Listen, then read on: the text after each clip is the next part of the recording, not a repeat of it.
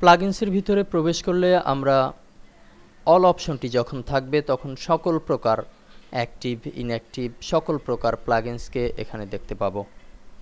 তো আমরা যদি দেখতে যাই যে শুধু অ্যাক্টিভ প্লাগইনস কোনগুলো, তাহলে আমরা দেখতে পাচ্ছি যে কিছু সময় আগে করা ডব্লিউপি পেজ ন্যাভি নামক এই একটি প্লাগইনসকে অ্যাক্টিভ করা হয়েছে।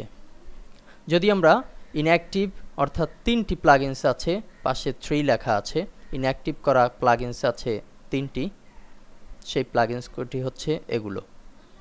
এরপরে হচ্ছে আপগ্রেড অ্যাভেলেবল, এই একটি অপশন আছে, এই প্লাগইনসগুলো আপগ্রেড করা যায়।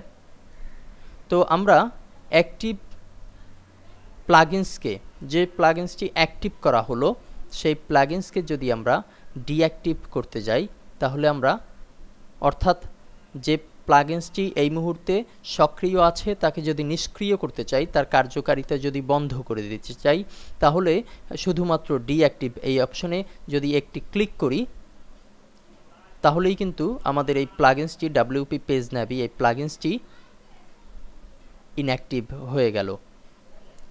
আবার যদি চাই যে এখানকার যে সকল প্লাগইনস আছে তার ভিতর থেকে যে কোনো একটি প্লাগইনসকে যদি অ্যাক্টিভ করতে চাই, কার্যক্ষম সক্রিয় করতে চাই, তাহলে শুধুমাত্র একটি ক্লিক, অ্যাক্টিভ এই লেখাটির উপরে যদি একটি ক্লিক করি, তাহলেই এই প্লাগইনসটি কিন্তু অ্যাক্টিভ হয়ে গেল। আবার আমি যদি চাই যে আমার যতগুলো প্লাগইনস আছে আমার সার্ভারের ওয়েট কমানোর জন্য কিংবা অপ্রয়োজনীয় প্লাগইনসকে সরিয়ে ফেলার জন্য আমরা যদি চাই যে না এই প্লাগইনসটি আমার দরকার নেই, যেমন ডব্লিউপি পেজ ন্যাভি এই প্লাগইনসটির দরকার নেই, তাহলে আমরা ডিলিট অপশনে ক্লিকের মাধ্যমে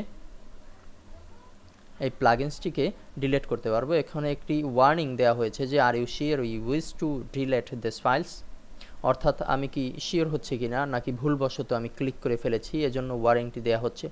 এই ওয়ার্নিংয়ে আমরা যদি ইয়েস ডিলিট দিস ফাইল যদি দিয়ে দেই তাহলে ডিলিট হবে।